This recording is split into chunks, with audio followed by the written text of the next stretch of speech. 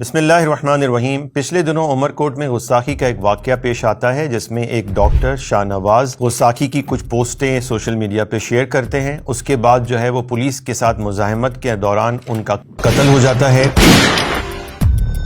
اس پر liberal, secular, socialist اور comrade کہلانے والے قوم پرست نکل آتے ہیں اور سوشل میڈیا پر قانون ناموس رسالہ 295C کے خلاف ایک منفی پروپیگنڈا جاری کر دیتے ہیں۔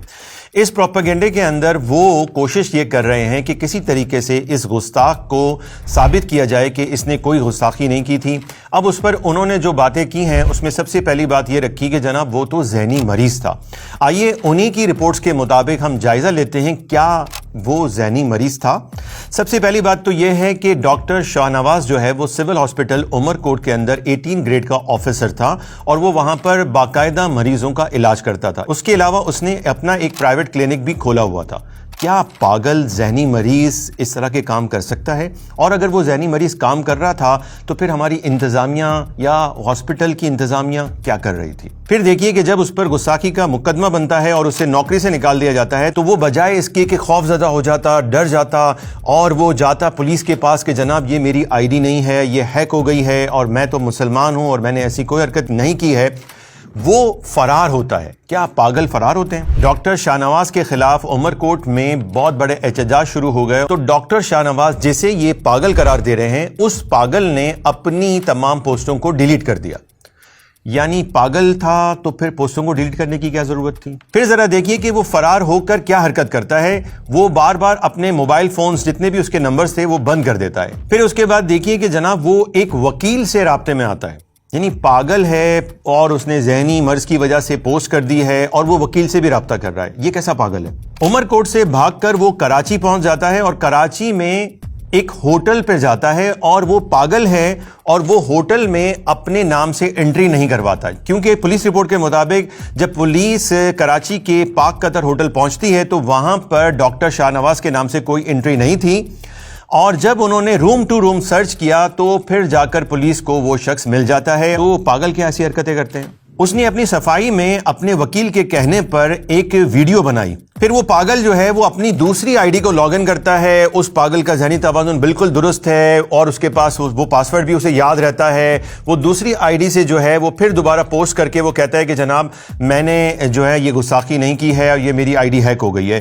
تو یہ پاگل ایسی حرکتیں کرتا ہے۔ اور پھر بڑے مزے کی بات یہ ہے کہ اسے پاگل ثابت کرنے کے لیے جو ایک جعلی قسم کی اس کی میڈیکل رپورٹ بنوائی گئی ڈو میڈیکل سے، تو اس رپورٹ کی جو تاریخ نیچے لکھی ہے وہ ہے 18 سپٹمبر، یعنی کہ 17 تاریخ کو اس کے خلاف جو ہے وہ FIR کٹتی ہے اور 18 تاریخ کو ڈاکٹر صاحب جو ہے وہ بیٹھے ہوئے تھے بالکل فارغ اور انتظار میں تھے جیسے ہی یہ فرار ہو جائے اس کے خلاف FIR کٹے اور میں رپورٹ جاری کروں۔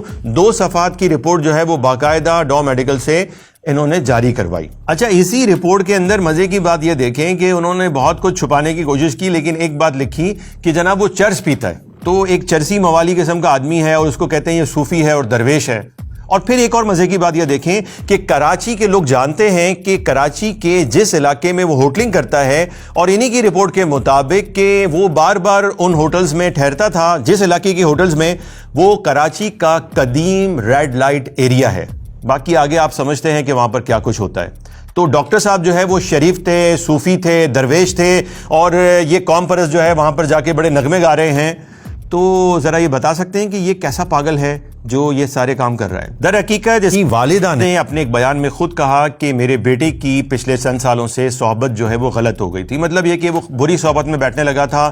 ایک بچے کے بری نشے کی صحبت ملی تو مجھے بچے جو حالات سب کیریئر ہوں تباہ کرے چھڑیو۔ وہ سوشلسٹ، لبرل، سیکولر، ملحدانہ نظریات رکھنے والے لوگوں کے ساتھ بیٹھتا تھا اور جو لوگ سندھ کے مزاج سے واقف ہیں انہیں پتہ ہے کہ وہاں پر قوم پرست لوگ جو ہے وہ کس طرح کا اسلام مخالف، مذہب مخالف پروپیگنڈا کرتے ہیں۔ ایسا لگتا ہے کہ ڈاکٹر شاہ نواز بھی اسی پروپیگنڈک سے بڑا متاثر ہوا تھا اور اس میں شدت پسندی اور انتہا پسندی آ گئی، یہاں تک کہ اس نے اللہ رسول کے بارے میں گستاخیاں کی۔